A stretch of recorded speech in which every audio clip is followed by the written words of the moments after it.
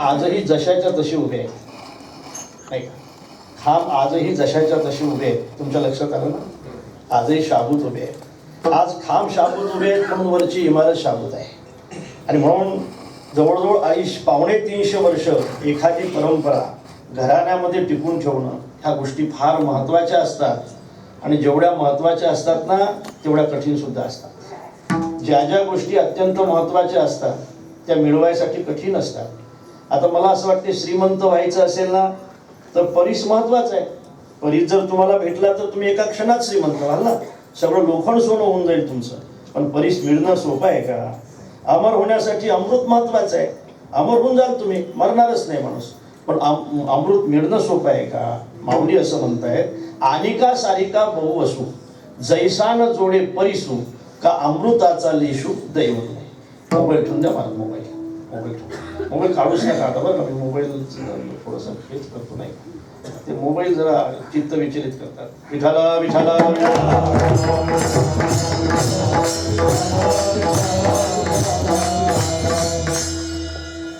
आनिका सारिका बहु असू, जैसा न जोडे परिसू, का अमृताचा लेशू दैव गुण आहे. हे अत्यंत महत्त्वाचं असलं तरी मिळवणं मात्र अत्यंत कठीण आहे. म्हणून एखादी परंपरा इतक्या वर्ष तेवत ठेवणं ही गोष्ट अत्यंत कठीण आहे. आणि खरं म्हणजे उद्बोध महाराज, मला या गोष्टीचा आनंद वाटतो की तुम्ही ही कीर्तन या राऊडामध्ये ठेवताय. हे सगळी सुंदरता आता दिसणं फार कठीण झाली महाराज. हे आता दिसत नाही कुठे. आणि यामध्ये कीर्तन करण्याचा जो आनंद आहे ना, तो मंडपामध्ये नाही आज सुद्धा. आणि म्हणून अशीच असलं पाहिजे. असंच खऱ्या अर्थाने परंपरा अशी चालवली पाहिजे. अशा पद्धतीने आपण ही परंपरा गेल्या अनेक वर्षापासून चालवतो. मला असं वाटतंय, श्रोते किती आहेत माझ्यासमोर याहीपेक्षा श्रोते म्हणून कोण बसलेले आहे ते महत्वाचं आहे. किती श्रोते आहेत याहीपेक्षा श्रोत्यामध्ये कोण आहे हे महत्वाचं आहे. हे महत्वाचं ह्याच्यासाठी आहे की श्रोत्यामध्ये पूजनीय महाराज आहेत, हे महत्वाचं आहे. ते श्रोते म्हणून या ठिकाणी उपस्थित आहेत. ही परंपरा गेल्या अनेक वर्षापासून आपण तेवत ठेवता, समृद्धपणे तेवत ठेवता, यासाठी या परंपरेला आपण खऱ्या अर्थाने नमस्कार केला पाहिजे. आमचे हरिभक्तीपरायण उद्बोध महाराज या परंपरेला आणखी चांगलं बळ देत आहेत. चांगल्या समर्थपणे ही परंपरा महाराष्ट्रामध्ये घेऊन जाण्याचा खऱ्या अर्थाने प्रयत्न करत आहेत. आणि त्यांनी ती महाराष्ट्रामध्ये पोचतेही केलेली आहे. आणि म्हणूनच मला असं वाटतं की महाराष्ट्रातले अनेक कीर्तनकार या ठिकाणी येऊन गेलेले आहेत. असो, महाराजांचा अभंग आहे. महाराज या अभंगातून आपल्याला संतांचं महत्त्व प्रतिपादन करताना दिसतात. विठाला विठाला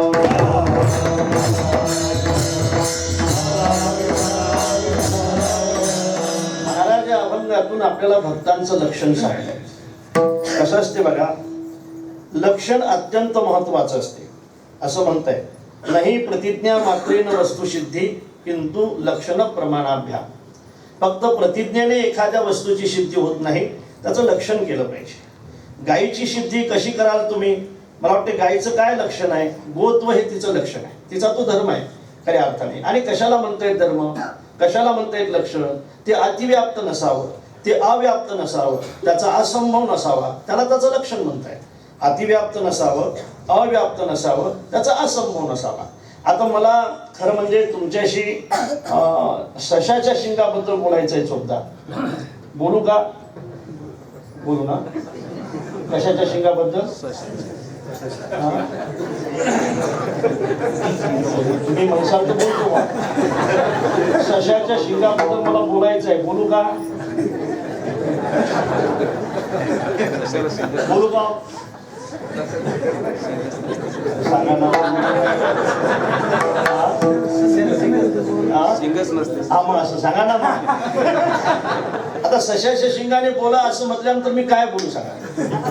सशाच्या शिंगाबद्दल मी काय बोलू सांगा? काय बोलू? त्याचा अर्थ असा आहे की सशाला शिंगच नाहीत ना, त्याचा त्या ठिकाणी असंभव आहे. विठाला विठाला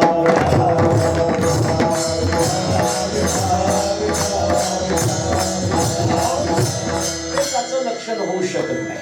आणि म्हणून एखादं लक्षण जर एखाद लक्षाच्या एका अंगावर जर असेल ना, तेही सुद्धा त्याचं यथार्थ लक्षण होऊ शकत नाही. एखाद्या वेळेला आपण जर असं म्हटलं किंवा 2 पायाचा असतो तो पक्षी, नाही का? 2 पायाचा असतो तो पक्षी, बरोबर आहे ना? तुम्ही सांगत जाऊ, तुम्ही बोलल्याशिवाय मला पुढे बोलता येणार. 2 पायाचा असतो तो 2 पायाचा असतो तो पक्षी. तुला किती पाय आहे? तुला पक्षी आहेस का? म्हणजे केलेलं लक्षण हे एकांगी नसलं पाहिजे, केलेलं लक्षण हे यथार्थ असलं पाहिजे, ते अतिव्याप्त नसलं पाहिजे, अव्याप्त नसलं पाहिजे, त्याचा असंभव नसला पाहिजे. विठ्ठला विठ्ठला.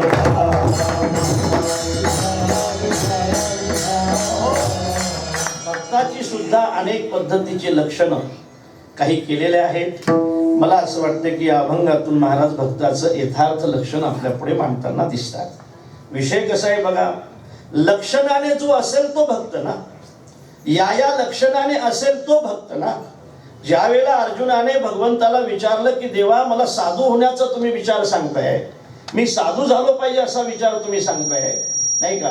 मग साधू कशाला म्हणतात हे तर सांगा, साधूचे लक्षण तर सांगा, साधूच्या जीवनातले काही विशेष तर सांगा, साधू कशाला म्हणतायत म्हणून. त्यावेळेला भगवंताने अर्जुनाला काही लक्षणं सांगितले. खरं सांगू का अर्जुना?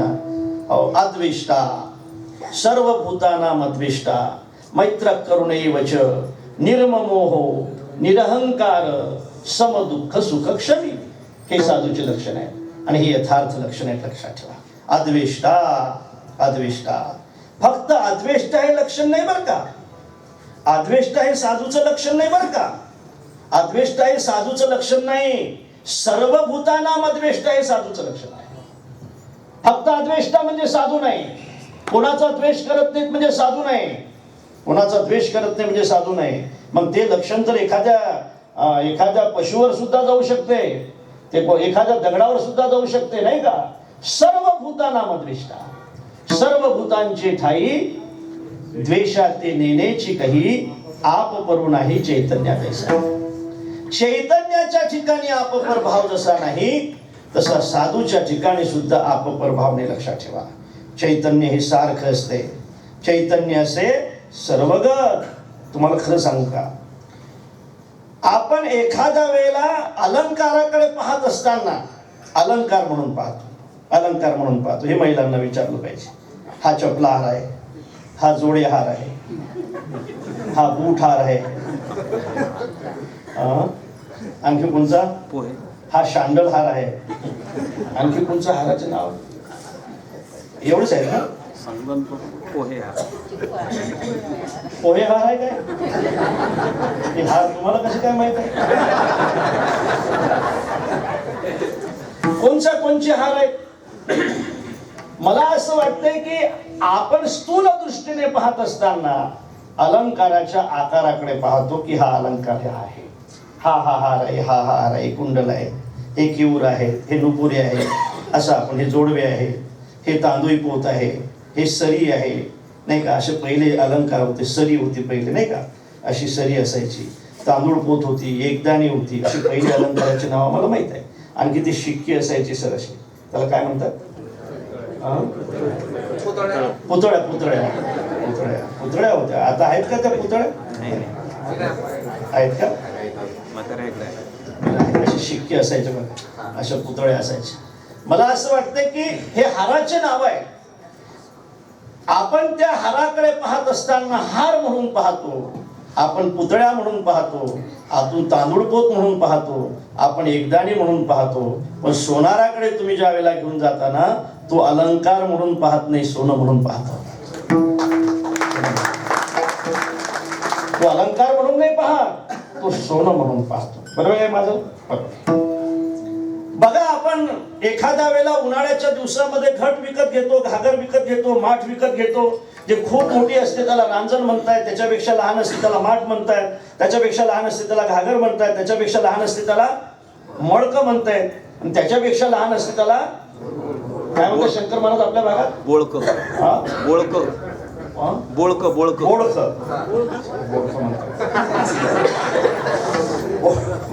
आमच्याकडे याला म्हणतात बोळक.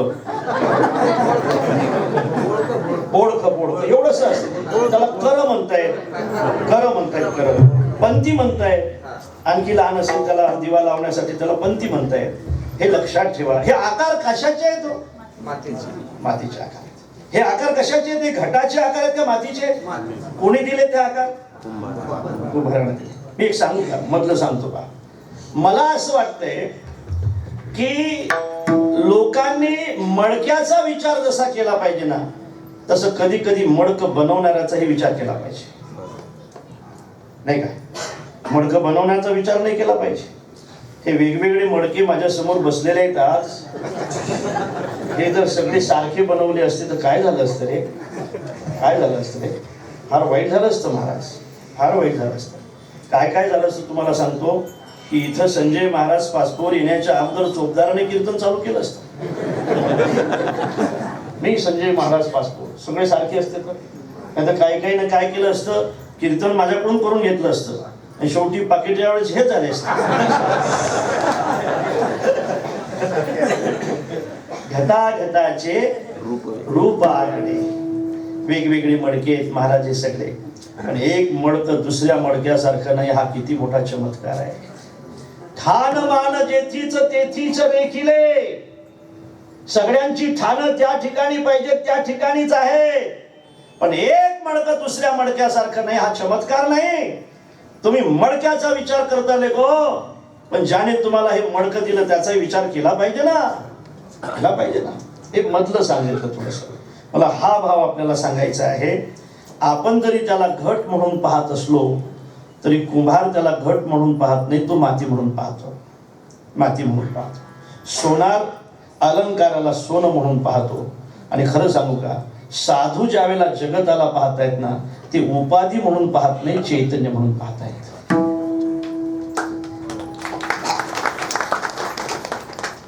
सर्व घटी राम देहारे,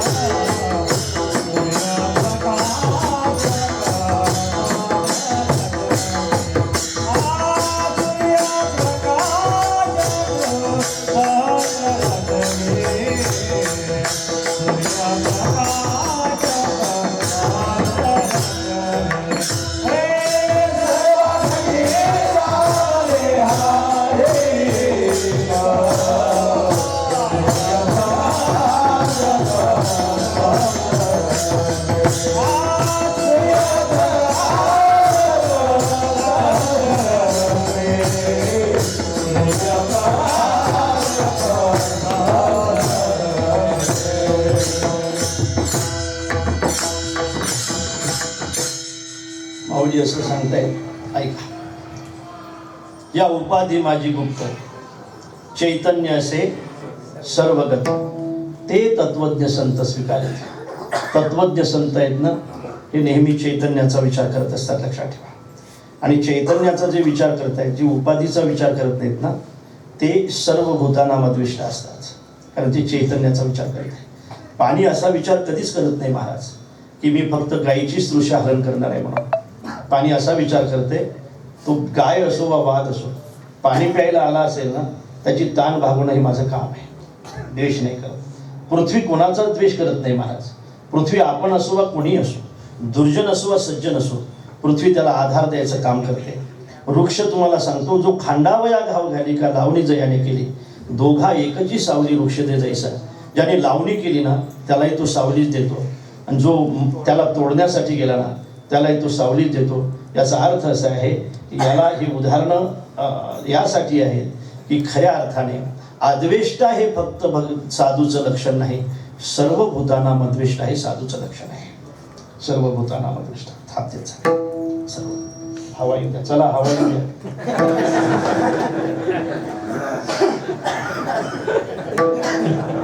चला हवा युद्ध समजलं.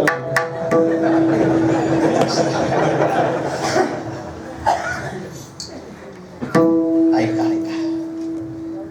आणि म्हणून साधूची लक्षणं सांगत असताना यथार्थ लक्षणं भगवंताने अर्जुनाला सांगितले. सर्व भूतानां द्वेष्टा.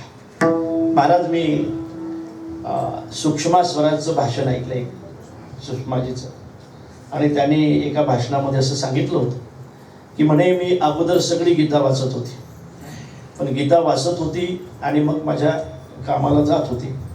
नंतर मी एक अध्याय वाचायला सुरुवात केली, पण एक अध्यायाचा अनुभव घेण्यासाठी मी समर्थ नसल्यामुळे मी खरं म्हणजे त्या अध्यायातला एक श्लोक वाचायला सुरुवात केला, पण त्या श्लोकाचाही अनुभव मला येत नाही असं समजल्यामुळे मी त्या श्लोकातलं एक पद वाचायला सुरुवात केलं. अद्वेष्टा सर्वभूतानां, अद्वेष्टा सर्वभूतानां, अद्वेष्टा सर्वभूतानां. त्याचा अनुभव आपल्या जीवनामध्ये कसा येईल याचा मी विचार करत होते. पण तिने सांगितलंय की खऱ्या अर्थाने याचा अनुभव घेण्यासाठी किमान 7 जन्म तरी घ्यावे लागतील साधू म्हणून. त्यावेळेला खऱ्या अर्थाने याचा अनुभव आपल्या जीवनामध्ये येऊ शकेल. लक्षात ठेवा, श्लोक वाचणं ही गोष्ट सोपी असली तर त्या श्लोकातील एका पदाचा अनुभव घेणं ही गोष्ट फार कठीण आहे.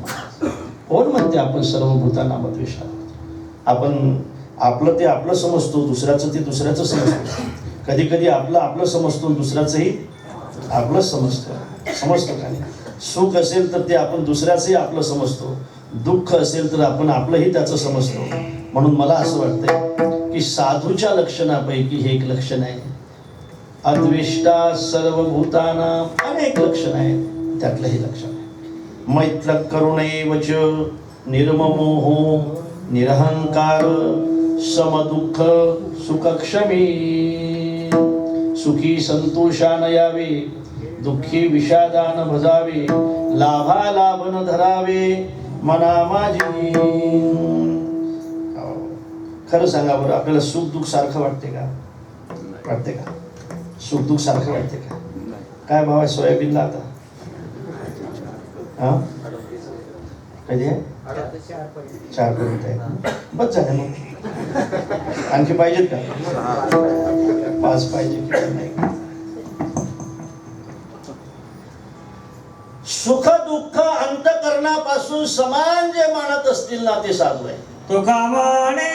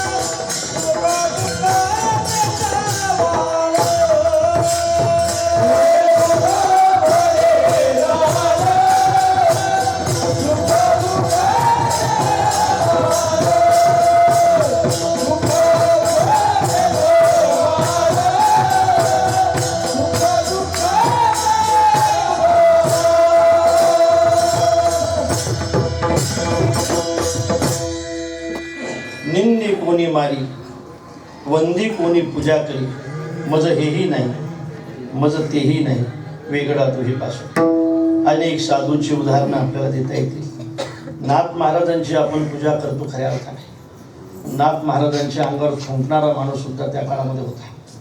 महाराजांनी तो त्याचा अपराध मानला नाही, महाराजांनी तो त्याचा उपकार मानला. तू जर गड्या माझ्या अंगावर थुंकला नसताना तर मला शांती ब्रह्म लोकांनी म्हटलंच नसतं. माझी शांती पाहण्यासाठी कुणीतरी परीक्षा घेणारा भेटणं महत्त्वाचं होतं. शांती पाहण्यासाठी परीक्षा घेणारा महत्त्वाचा आहे की नाही? शांती पाहण्यासाठी तू माझी परीक्षा घेतली, पण आता मात्र मी खरंच शांती ब्रह्म झालो बघा. पण परीक्षा घेणारा माणूस महत्त्वाचा असतो, परीक्षा घेणारा माणूस महत्त्वाचा. महाराजांच्या जीवनामध्ये काही परीक्षा अशा आहेत, साधूच्या जीवनामध्ये अशा काही परीक्षा आहेत. मंबाजी बुवाने ज्यावेळेला तुकोबारायांना मारलं काट्याने मारलं आणि रावणामध्ये संध्याकाळी महाराज कीर्तनासाठी उभे राहिले. एक खांब महाराजांना रिकामा दिसला. महाराजांनी विचारलं, का हो मंबाजीबा नाही आले? लोकांनी सांगितलं महाराज नाही आलेत आणि आम्हाला असं वाटतं ते आता कधी येणारही नाहीत कीर्तनाला. नाही हो, ते तर माझे मुख्य श्रोते आहे. मंबाजीबा आल्याशिवाय मला कीर्तन कसं करता येईल? म्हणून महाराज मंबाजीबाच्या घरी गेले. मंबाजीबा पोहडलेले होते. मंबाजीबाला हात जोडून म्हटले, मंबाजीबा तुम्ही कीर्तनाला नाही आले आज? अरे महाराज कसं येत आहे तुमच्या कीर्तनाला? नाही मंबाजीबा, तुमचे पाय दुखत आहेत का? तुमचे हात दुखत आहेत का? मी चेपून देतो, मी दाबून देतो, तुम्ही आलं पाहिजे. एक लक्षात ठेवा, ह्या गोष्टी सांगायला जरी सोप्या असल्या तरी फार कठीण आहेत बरं. करायला लक्षात ठेवा. मंबाजीबा मी तुमचे पाय दाबून देतो, मी तुमचे पाय हात चेपून देतो, पण तुम्ही कीर्तनाला आलं पाहिजे. त्यावेळेला मंबाजीबा म्हणतात, महाराज मी तुमचा अधिकार जाणून सुद्धा तुमचा विरोध केलाय. फक्त विरोध नाही केला, मी तुम्हाला काट्याने मारले महाराज, काही कारण नसताना मारलंय. मला माहित आहे तुमचा अधिकार माहीत असून सुद्धा माझ्याशी विरोध करतायत महाराज. मी तुम्हाला काट्याने मारलं महाराज, आणि तुम्ही माझे पाय चपण्याची भाषा करताय. किती अपकार केले मी तुमच्यावर, किती अपकार केले मी तुमच्यावर. त्यावेळेला महाराजांचं उत्तर ऐका. महाराज म्हणतायत की तुम्ही माझ्यावर अपकार नाही केले मंबाजीबा, तुम्ही माझ्यावर उपकार केले. बऱ्याच दिवसापासून मला असं वाटत होतं की क्रोध आपल्याला सोडून गेला पाहिजे. बऱ्याच दिवसापासून वाटत होतं क्रोध आपल्याला सोडून गेला पाहिजे, क्रोध आपल्याला सोडून गेला पाहिजे. पण कोणी परीक्षा घेणाराच भेटत नव्हता. तुम्ही परीक्षा घेणारे भेटले आणि तुम्ही परीक्षा जर माझी घेतली नसती तर मला क्रोध सोडून गेला हे मला कळलं नसतं. म्हणून तुम्ही माझ्यावर अपकार नाही केले, उपकार केले. बरवे केले देवराया, असंच ना? बरवे केले विठोबा, बरवे केले. पुढे वरी काठी वारी मारविले, तुका म्हणे क्रोध हाती सोडवणे घेतले. बरवे केले विठोराया, बरवे केले. तुम्ही कोणाकडून तरी मला मारून घेतलंय, फार चांगलं केलं. गेलाय मला क्रोध सोडून, आनंद वाटलाय. क्रोध कसा परमार्थामध्ये क्रोध बरा नाही, तो सोडून गेला पाहिजे. महाराजांना एकांतामध्ये असताना काय घडलं तुम्हाला माहित आहे. त्यावेळेला महाराजांना कळलं, बाई माझ्याकडे जर तू आली नसती ना तर मला काम सोडून गेला हे सुद्धा कळलं नसतं. माझा मुलगा अन्न करता जर गेला नसता, माझी बायको जर गेली नसती तर मला मोह सोडून गेला हे सुद्धा मला कळलं नसतं. म्हणजे याचा अर्थ असा आहे की ज्याने अपकार केला त्याला सुद्धा उपकारामध्ये जे परिवर्तित करतात ते साधू असतात. काय झालं पहा, गावातलं सगळं सांडपाणी एका ठिकाणी गोळा होत होतं. सगळं सांडपाणी, आणि सांडपाणी म्हणजे फार वाईट असते महाराज, फार वाईट असते. ते सगळं सांडपाणी एका ठिकाणी गोळा होत होतं. भयंकर चिखल झाला होता. असे बटबट सगळे बुडबुडे त्याच्यात येत होते. खूप घाण होती, खूप घाण. त्याच्या जवळ सुद्धा कोणी जाणार नाही इतकी घाण होती. पण ते डुक्कर त्याच्यात शिरला. ते डुक्कर चालत चालत पुढे गेला.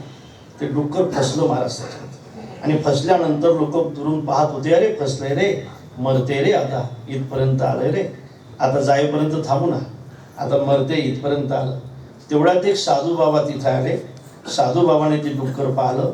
त्याने काहीच विचार नाही केला. ते त्या चिखलामध्ये गेले आणि चिखलामध्ये जाऊन की घाण पाण्यात गेले, घाण चिखलात गेले.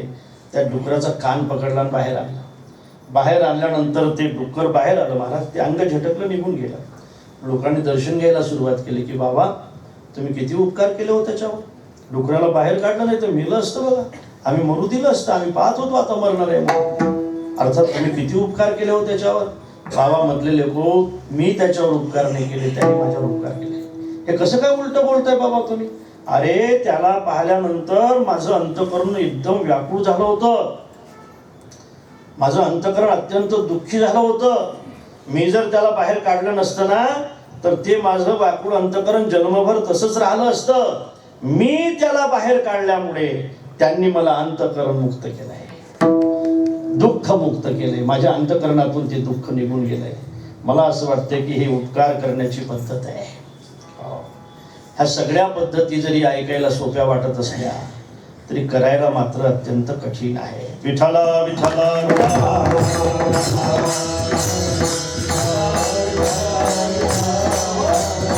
अशा लक्षणाने युक्त असतील ना त्याला साधू म्हणतात. अशा लक्षणाने युक्त असतील ना त्याला भक्त म्हणतात. नाही तर महाराज म्हणतात देवा तू मला असं सांगूच नको की बा हे चांगले कीर्तनकार आहे त्यांनी याला भक्त म्हणा. आपण नाही म्हणणार. हरिती देवा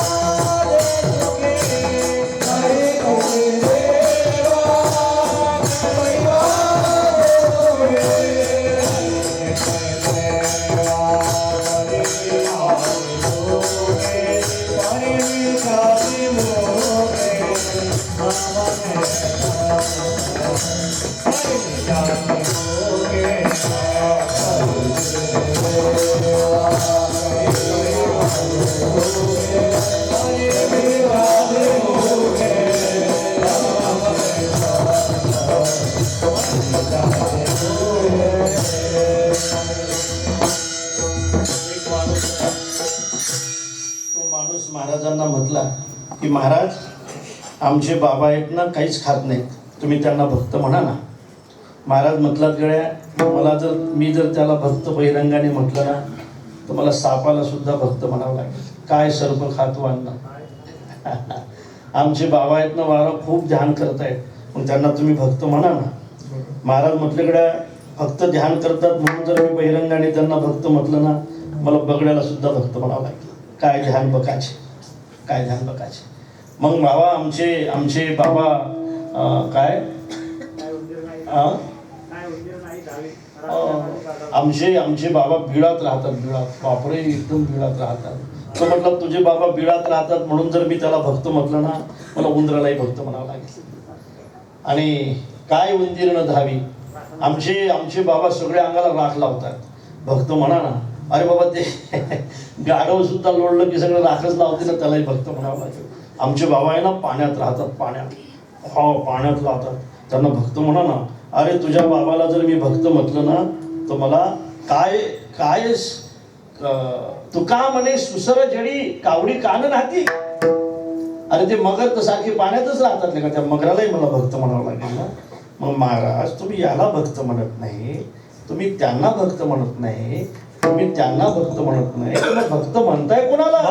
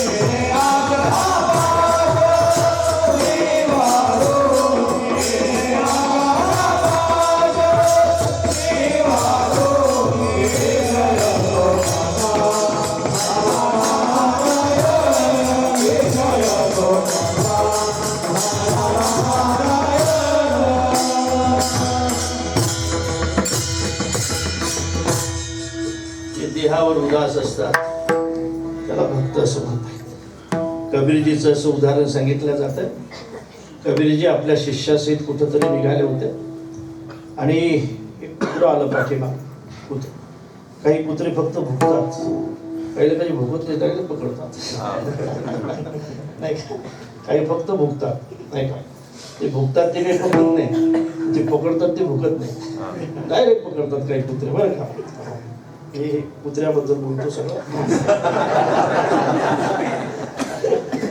आणि त्या कुत्र्यानं त्यांचा पाय पकडला, पाय पकडल्यानंतर त्याने हाकलं नाही ते कुत्रं, आणखी त्याने पकडला, आणखी पकडला. शिष्य म्हटले बाबा ओ ते कुत्रं तुमचा पाय पकडते, तुमच्या नाही का, तुमच्या पायाला पकडले, त्याने रक्त निघालं नाही का, रक्त निघालं, त्याला हाड म्हणा, हाड तरी म्हणा, काय म्हटलं ते माहित आहे, कुत्ता ज्याने चमडी जाणे, भक्त ऐसे जाना जे दे विठाला विठाला.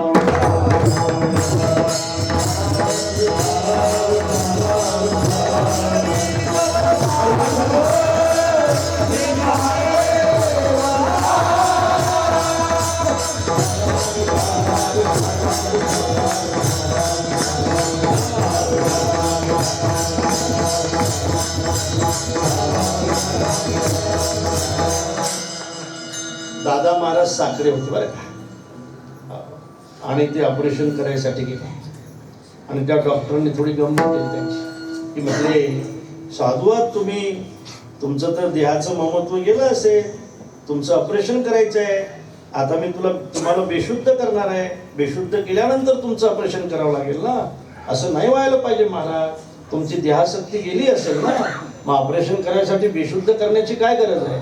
दादा म्हटलं दादा मला आता बेशुद्धच करायचं नाही, म्हटले आता बेशुद्ध नाही करायचं, आता तुला ऑपरेशन करायचं आहे ना, तुला काय करायचं ते कर, पण आता बेशुद्ध करून ऑपरेशन करायचं नाही.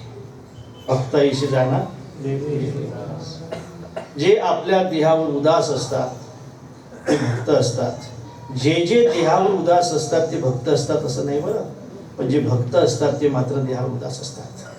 जे जे देहावर उदास असतात ते भक्त असतात असं जर म्हटलं तर देहावर उदास तर माणसं पैशासाठी असतात, पैशासाठी देहावर उदास होतात माणसं. एकोणतरी याची वाडी जडती आगी घालती उडी नाही का, 1 रुपये व्याजासाठी माणसं काही करायला तयार होतात. मला असं वाटतं की देहावर उदास असतात ना माणसं, एखाद्या वेळेला जे आत्महत्या करतात ते देहावर उदासच असतात ना, देहावर उदास असतात म्हणून आत्महत्या होते ना, आपल्या देहावर उदास असतात म्हणून आत्महत्या होते.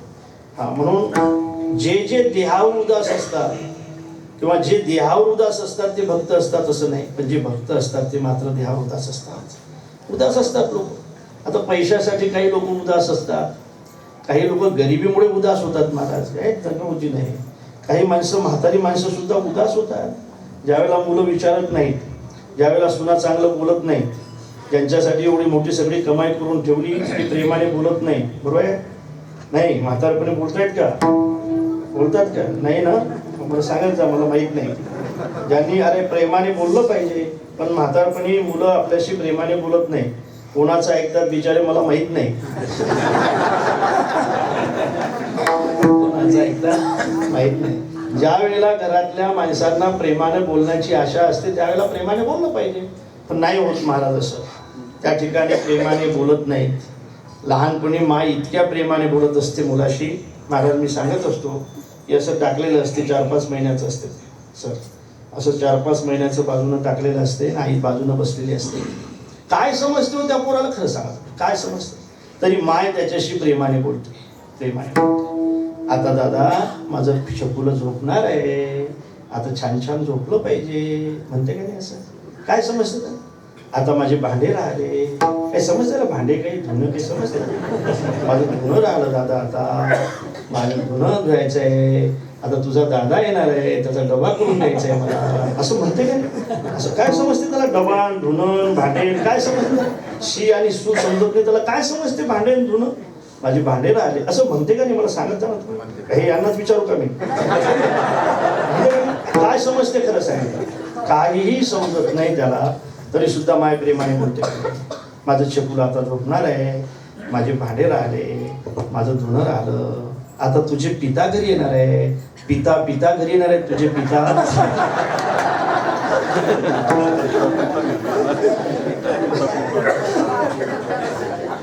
पिताच म्हणतात ना तुमच्या, पिता तुझे पिता आता घरी येणार आहे, त्यांच्या अंगावर मला थंडगार पाणी टाकायचं आहे. शंकर महाराजला माहिती आहे. माझे अचुळे माझे अचुळे बचुळे चकुळे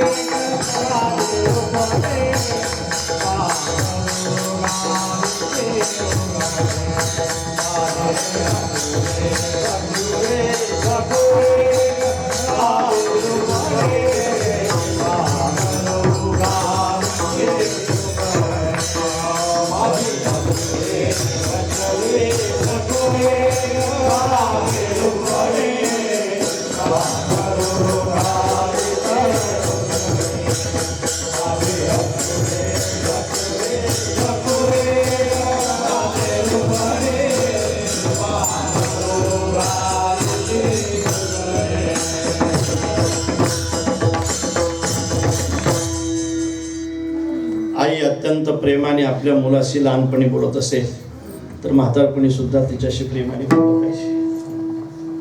आणि ज्या वेळेला असं होत नाही, खूप वृद्धपणा येतो, गुडघे जातात, डोळे जातात, कान जातात, त्यावेळेला म्हणतात का नाही हो की देवा माझी चिठ्ठी कुठं हरवली, मला लवकर घेऊन जा, असं म्हणतात का नाही? त्याचं कारण काय? देवावर उदास होतात. मग त्याला भक्त म्हणायचं का? भक्त म्हणायचं का?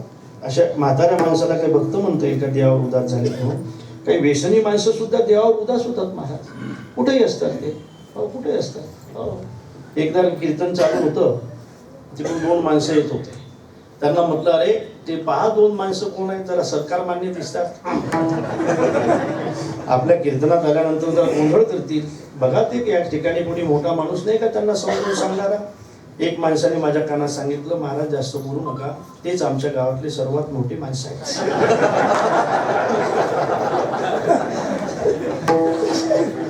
मोठी माणसं यज्ञदा चरिती श्रेष्ठ, ते जर असं करत असतील तर लहानाने कसं करायचं? असं म्हणून व्यसनी माणसं सुद्धा देहावर उदास असतात. म्हणून का ते भक्त आहेत का? भक्त आहेत का? एक व्यसनी माणूस घरी आल्यानंतर तो म्हटला की बघ मला कोणी मुख्यमंत्री घेऊन महाराष्ट्र बदलून टाक. उदाहरण आहे बरं.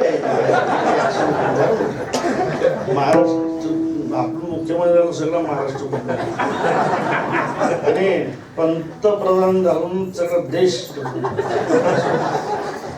ती म्हटली महाराष्ट्र देश नंतर बदला, तुम्ही लुंगी म्हणून माझा परपोर घातला.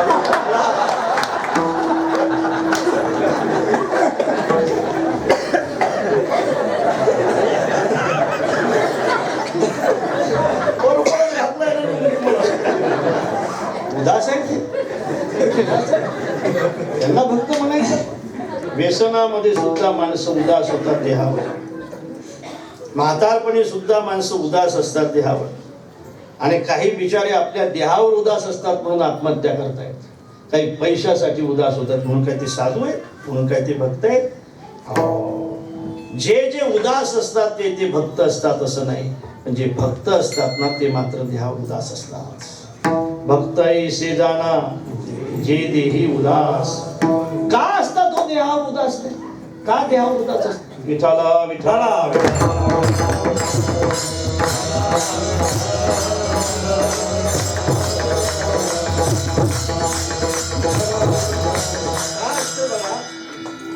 काही गोष्टी माणसाला प्रिय असतात, काही गोष्टी माणसाला अतिप्रिय असतात, काही गोष्टी माणसाला द्वेष्य असतात आणि काही गोष्टी उदास्य असतात.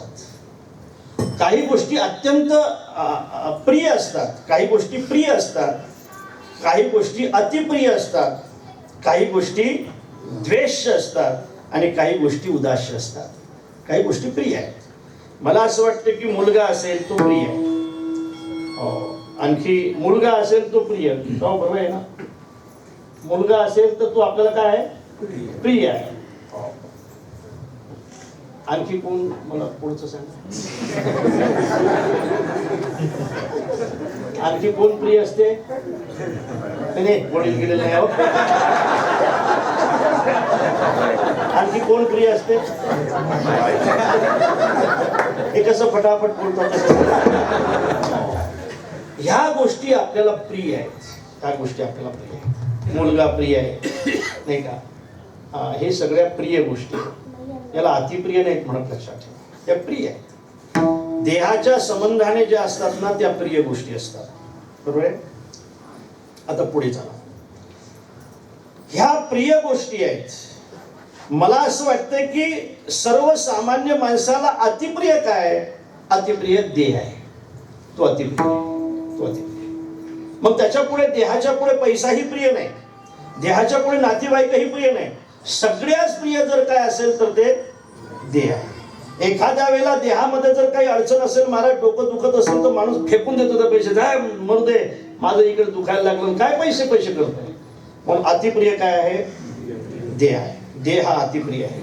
अतिप्रिय आहे आपल्याला. बरं का, अतिप्रिय आहे. काही गोष्टी आपल्या जीवनातलं सांगतो, काही गोष्टी द्वेष आहेत, काही गोष्टी द्वेष आहेत. मला असं वाटतं की एखादा विंचू जर निघाला तर विंचू निघाल्यानंतर लगेच तुम्ही पूजा करताना त्याची लगेच अरे बापरे विंचू निघाला बाबा, त्याची पूजा केली पाहिजे. पूजा करतात तुम्ही, पण त्या किड्याची पूजा नाही करत तुम्ही. मृग नक्षत्रामध्ये जो किडा निघतो त्याची पूजा करताय, त्याची पूजा करताय. हो, याची पूजा नाही करत तुम्ही. हा विंचू आहे. सर्प मित्र तरी आपल्याला दिसतात, पण विंचू मित्र कधी पाहिले का तुम्ही? हे विंचू मित्र आहे. विंचू मित्रच असू शकत नाही महाराज, कारण तो विंचू कोणाचा मित्रच होत नाही. त्याला तुम्ही किती त्याच्या पाठीवरून हात फिरवा तुम्ही, तो ठणका मारल्याशिवाय राहत नाही. लक्षात ठेवा. विंचू तो एखाद्या वेळेला नागी त्याची खाली असते, पण एकदा त्याच्याकडून ते निघून गेलं संकट की मग त्याची नागी अशी वर असते बघा.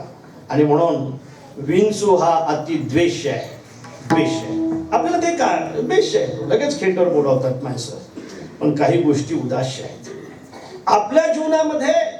देह हा अतिप्रियाचा विषय आहे. तसा अतिप्रियाचा विषय देह असू शकत नाही. माऊली असं म्हणतायत की अतिप्रिय असू शकतो बघ आत्मा. हो, काय असं म्हणतायत ना, निरोपचार प्रेमा. देह नव्हे की आत्मा. देह नव्हे की आत्मा. निरोपचार प्रेमाचा विषय फक्त आत्मा आहे. माऊली तोची आत्मा नाही का? तो भेटे हा आत्मा. अर्थात निरोपचार प्रेमाचा विषय, अत्यंत प्रेमाचा विषय जर काय असेल तर तो आत्मा आहे. आत्मा आहे. आत्मा आहे. बघा तुम्ही, आपण या देहापेक्षा वेगळे आहोत. आपण या देहापेक्षा वेगळे आहोत. आपण असं म्हणत नाही की हात मी आहे म्हणून. आपण असं म्हणतो माझा हात आहे. असं म्हणत नाही आपण की डोळा मी आहे म्हणून. आपण म्हणतो हा माझा डोळा आहे, हा माझा डोळा आहे. आपण असं म्हणत नाही की कान मी आहे म्हणून. आपण असं म्हणतो कान माझा कान आहे. मला असं वाटते माझा कान जर तुम्ही म्हणत असाल, माझा डोळा जर तुम्ही म्हणत असाल, माझा पाय जर तुम्ही म्हणत असाल, तर नक्कीच या पायापासून, या कानापासून, या डोळ्यापासून तुम्ही वेगळे आहात. हा तुमचा पाय आहे, तुमचं स्वरूप नाही. हा तुमचा डोळा आहे, हे तुमचं स्वरूप नाही. हा तुमचा पाय आहे, तुमचं स्वरूप नाही. तुमचं स्वरूप यापेक्षा वेगळं आहे. पण काय झालं महाराज, त्या स्वरूपाला संत आपलं समजतात आणि आपण देहाला आपलं समजतो. देह खंडानाम आत्मा. हा देहच माझा आत्मा आहे. हा परम प्रेमाचा विषय फक्त जर आत्माच असेल तर हा देहच माझा आत्मा आहे असं समजणारे आपण असल्यामुळे त्या देहावर अत्यंत प्रेम करतो. अत्यंत प्रेम करतो. आपल्या मुलांना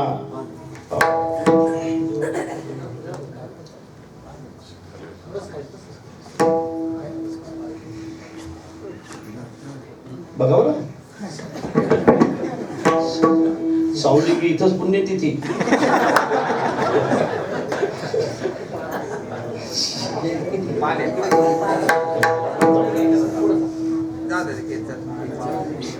गेली पहिल्या जन्मात बिचारी घरी असूनही कीर्तनाला आली नसेल. पालीबद्दल बोलतो मी. घरी असूनही कीर्तनाला आली नसेल. कोण? विठाला विठाला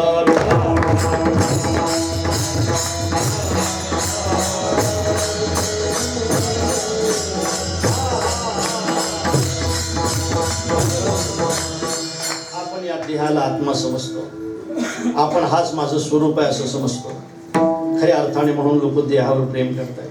मला आनंद वाटतो म्हणजे या मुलांना मला भस्म लावलेलं दिसतं नाही का. चिता भस्मा लेपा. भस्म लावलं पाहिजे. कशासाठी लावलं पाहिजे? मी सांगत असतो की माणसाने तुळशीची माळ गळ्यात घातली पाहिजे. कशासाठी घातली पाहिजे? त्याचं कारण असं आहे की मेल्यानंतर मला असं वाटतं की तोंडात तुळशीचंच पान ठेवतात म्हणजे. तर तुमच्याकडे कोंबडीचे पग घालतात. जन्मभर बिचाऱ्याने कोंबड्याच खाल्ल्या. असं नाही होत. तुळशीचंच पान ठेवतात. मेल्यानंतर जर कोणी या देहावर तुळशी पत्र ठेवत असेल तर जिवंतपणीच आपण आपल्यावर तुळशी पत्र ठेवायला काय हरकत आहे? एक दिवस कोणीतरी ठेवणार. एक दिवस तुळशी पत्र कोणीतरी ठेवणारच आहे महाराज. तसं या देहावर तुळशी पत्र ठेवलं पाहिजे. कंठी बिरवा व्रत करा म्हणवा हरीचे दास. तुका म्हणे मजरिया. छत्रपती शिवाजी महाराजांना पाठवलेलं पत्रातला हा अभंग आहे. तुम्हाला आम्हाला काही द्यायची इच्छा असेल ना छत्रपती तर हे द्या. दिवच्या छत्री गोडे आम्ही तेने सुखी म्हणा विठ्ठल विठ्ठल मुखे. आणि भस्म लावलं पाहिजे. कधी कधी भस्म लावलं पाहिजे. भस्म का लावलं पाहिजे? या शरीराला आठवण करून दिली पाहिजे की बाबा रे एक दिवस तुझं सुद्धा भस्म होणार आहे. ज्याचं भस्म होणार आहे ते आपलं स्वरूप असू शकते का? जे जाणार आहे ते आपलं स्वरूप असू शकते. ते आपण असू शकतो. जे जाणार आहे ते आपण असू शकतो. जे जाणार आहे ते जर आपण असतो तर माऊलीने असं सांगितलं असतं आपल्याला, आपुले जे साचे ते कल्पांतीही नवचे म्हणून गताचे न शोचिजो. लक्षात ठेवा वाक्य माऊलीचं हे आहे. आपलं जे आहे ते कधी जात नाही. जे जात असेल ते आपलं नाही. आपलं जे जाते ना ते आपलं नाही. जे आपलं आहे ना ते कधी जात नाही. जे कधीच जात नाही ते आपलं स्वरूप आहे. जे आपल्याजवळ कधी राहत नाही ते आपलं स्वरूप नाही. ते जात राहते. असा चोपदार तुमचा निरोप घेतला होता का केसाने की आता आम्ही पांढरे होणार आहोत? राम राम. आता आम्ही निघालो. आता काळे आम्ही निघालो. आता आम्ही पांढरे होणार आहे असं सांगितलं. वरून पालिश लावली तरी आतून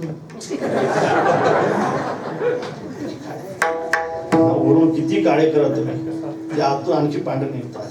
ते बरं की ते नेहमी काळे केले पाहिजेत नाही ते पांढरे पांढरे दिसतात. आतून पांढरे असतात वरून काळे असतात असं होते. असा निरोप घेतलाय का तुमचा कोणी की आम्ही आता पांढरे होणार आहोत? राम राम. असा निरोप घेतला